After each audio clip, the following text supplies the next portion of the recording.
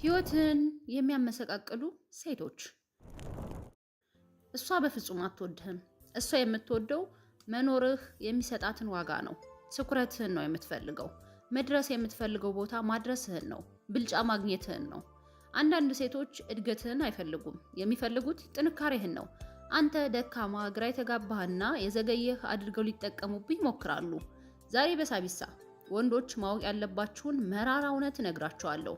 ሴቶች ላይ ጥላቻ እንድታሳድሩ ወይም ደግሞ ሴት ልጅ አትረባም እንድትሉ አይደለም። ይህን የምነግራችሁ እናንተ ራሳችሁ የተፈጠራችሁለትን ዓላማና ጥንካሬ እንድታውቁ ነው። በቃ ሴቶች ተፈጥሯቸው እንደዚያ ነው።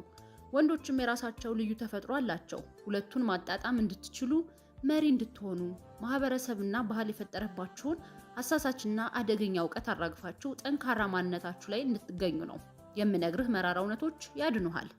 ለአንተ ሊመርህ ይችላል፣ ግን ህይወትህን ከማመሰቃቀል በህይወት ገብተው ህይወትን ብጥብጥ ከሚያደርጉ ሴቶች ትድናለህ። ስለዚህ መውሰድና በደንብ ትኩረት ልትሰጠው የሚገባህ ቪዲዮ ነው የዛሬው ቪዲዮ። ለሳቢሳ ሚዲያ አዲስ ሆናችሁ ሰብስክራይብ አድርጉ። ሀሳብ አስተያየታችሁንም ኮሜንት ላይ ጻፉልኝ። መልካም ቆይታ። አንደኛውና የመጀመሪያው የቀረበች ሴት ሁሉ የነፍስህ አጋር አይደለችም።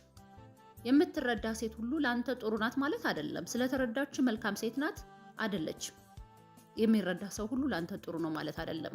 አንዳንዶቹ የሚቀርቡህ አንተን ለማዘግየት ወይም ደግሞ ለማጥፋት መንፈሳቸው መርቷቸው ስለተመደቡ ነው። እነሱ የሚመጡት ልክ ልትረጋጋ፣ ራስህን መክረህ ቀልብ ልታገኝ፣ ከወደክበት ልትነሳ ስትል ነው። ያን ጊዜ ህይወትህን ይበላሻል፣ ህይወትህን ያበላሹታል። ይህ ፍቅር አይደለም፣ መልካም ሽቶ የተቀባ ጥላሸት ነው። ይህ በወንድ ልጅ አደገኛ ጊዜ ነው። የተሳካልህና ከውድቀትህ የተነሳህ ሲመስልህ የምትቀርብህን ሴት ማንነት ልብ በል። አጥፊህን እንዳትመርጥ። ዳዊት ጽጌ ሰው ሁሉ እንደዚህ ነው አጥፊውን ይወዳል የሚለውን ዘፈን አስታወስከኝ።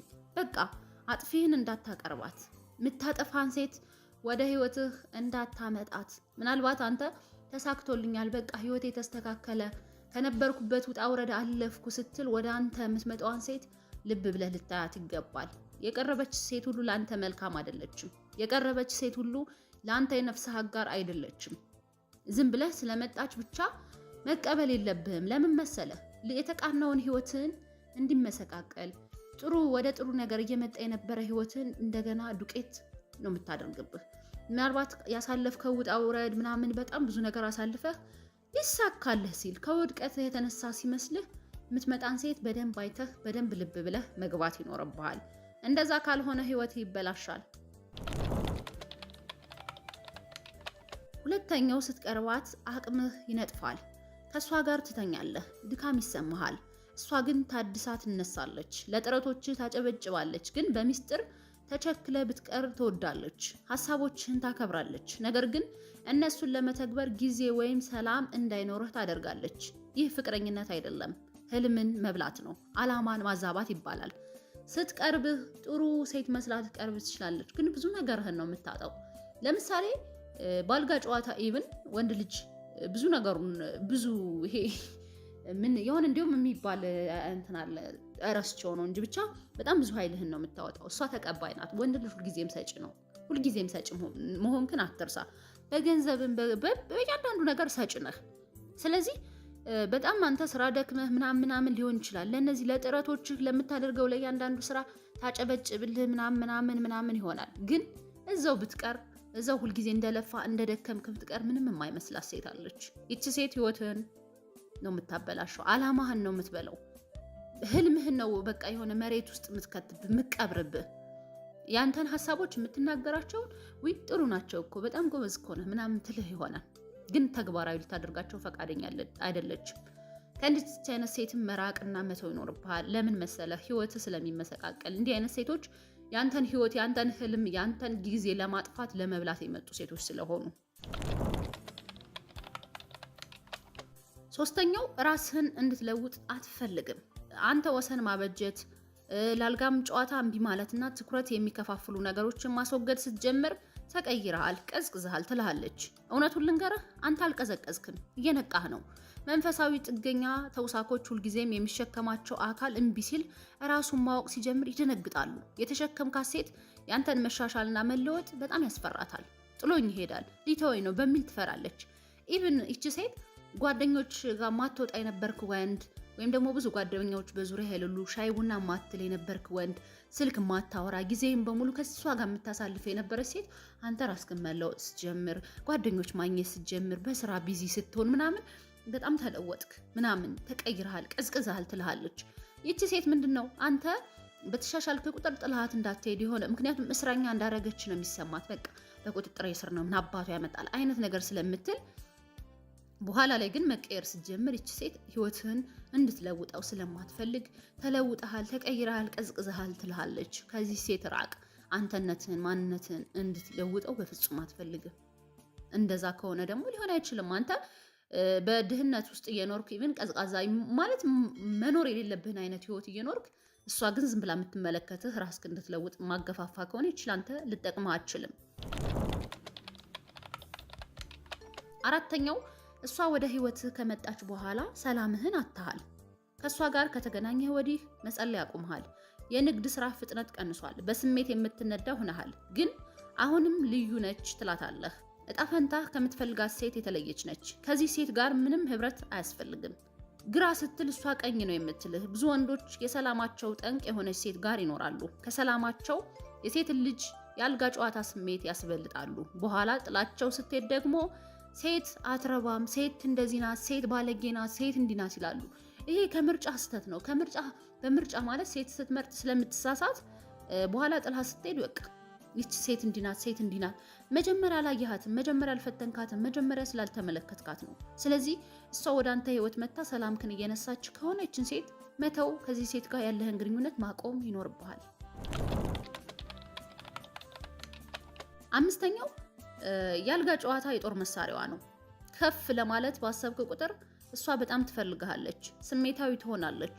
ያልጋው ነገር ላይ በጣም ሳት ትሆናለች። ይህ በአጋጣሚ አይደለም። አንተን ደካማ አድርጎ ለመያዝ የታሰበ ጦርነት ነው። ብዙ ትሰጥሃለች፣ ትደክማለህ። ምላስህ ተቀርቅሮ መተንፈስ እስኪያቅት ድረስ ትዘውርሃለች። ወንድ ልጅ የሚጠመደው የሚወድቀው የአልጋ ላይ ሲሆን ነው። የአልጋ ጨዋታ በጣም ብዙ ወንዶች ብዙ ነገራቸውን የሚያጡት የሚሸነፉት በአልጋ ጨዋታ ምክንያት ነው። ይሄ የወንድ ልጅ ደካማ ጎን ነው ወይም ደካማ ባህሪው ነው። ስለዚህ ሴት ደግሞ ይሄን በጣም ነው የምታስተውል። የወንድ ልጅ ደካማ ጎን ምንድነው? በደንብ አድጋ ጥንቅቅ አድጋ ነው የምታውቀው። በጣም ብልጥ ስለሆነ እኛ ሴቶች ማለት ነው። የአልጋ ስሜቱን ባለመቆጣጠሩ ህይወቱ ይመሰቃቀላል። መቃብሩ አልጋው ላይ ነው። መቃብሩን የሚቆፍረው ደግሞ በራሱ አካል፣ በራስ ገላ፣ በራስ ሰውነት፣ በራስ ጊዜና ሰዓት፣ በራስ ጉልበት ነው። ስለዚህ የአልጋ ጨዋታውን እንደ መሳሪያ የምትጠቀመው ወይም ደግሞ እንደ ማባቢያ የምትጠቀም ሴት ጋር ራስክን አርቅ። ህይወትህ እንዲመሰቃቅል የማትፈልግ ከሆነ።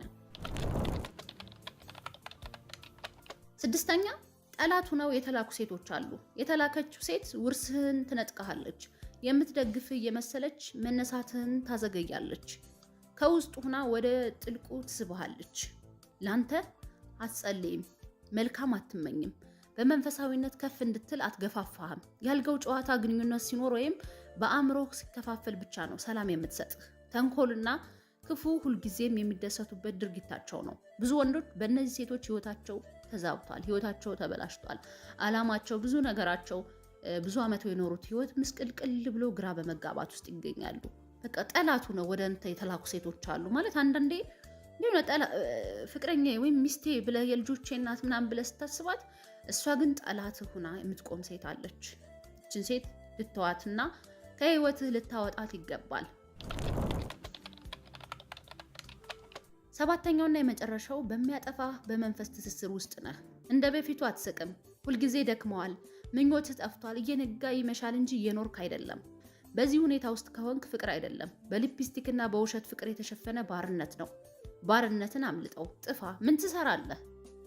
በእንደዚህ አይነት ግንኙነት ውስጥ ካለህ ራስክን በሚያጠፋ የሆነ መንፈሳዊ ትስስር ውስጥ በሆነ ፍቅር ውስጥ ሳይሆን ያለው ራስክን በምታጠፋበት ወጥመድ ውስጥ ገብተሃል። ከዚህ ወጥመድ ልታመልጥና ልጠፋ ይገባል፣ ህይወትህ እንዳይበላሽ የምትፈልግ ከሆነ።